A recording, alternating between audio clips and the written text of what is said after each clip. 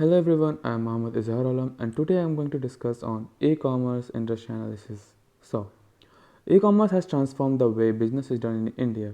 The Indian e-commerce is expected to grow to $111.40 billion by 2025 from $46.2 billion as of 2020. By 2030, it is expected to reach $350 billion. By 2021, total e-commerce sales are expected to reach $67 to $84 billion from the $52.57 billion recorded in 2020. Much of the growth for the industry has been triggered by an increase in internet and smartphone penetration.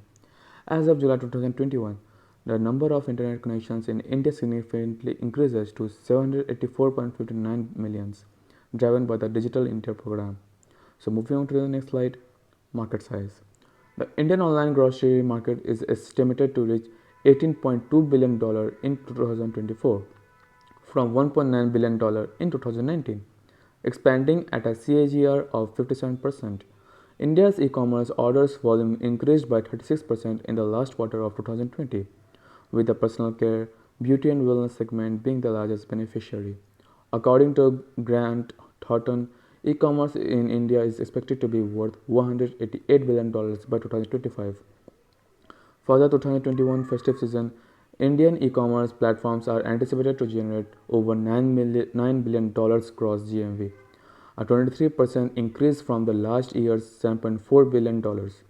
After China and India, After China and the US, India had the third largest online shopper base of 140 million in 2020. So moving on to the next slide, investment and development. Some of the major developments in Indian e-commerce sectors are as follows. India is witnessing the emergence of online retail ecosystems led by Flipkart, Walmart, Reliance, Alibaba, Amazon, and Future Group. The mobile wallet transactions propelled by online shopping in India increased to 3,000 rupees billion in financial year 18 from rupees 200 billion in financial year 16. Flipkart acquired Israeli analytics firm Upstream Commerce in last September. The moves help Flipkart to price and position its product more efficiently.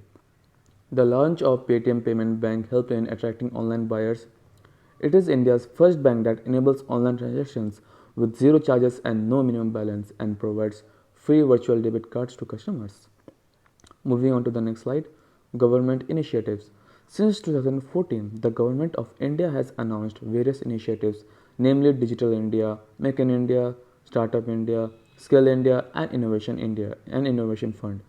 The timely and effective implementation of such programs will likely support growth of e-commerce in the country.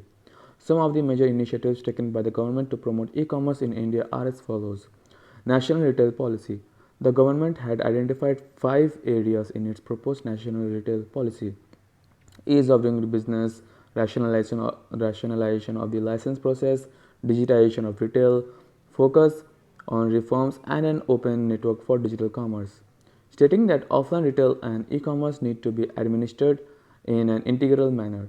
Under the Digital India movement, government launched various initiatives like Umang, Startup India Portal, Bharat Interface for Money, etc. to boost digitization. So moving on to the next slide, road ahead. The e-commerce industry has been directly impacting micro, small and medium enterprises in India by providing means of financing, technology and training, and has a favorable cascading effect on other industries as well.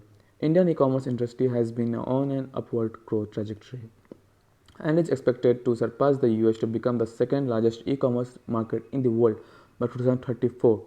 According to Bryan and Company report, India's social commerce gross merchandise value stood at $2 billion in 2020.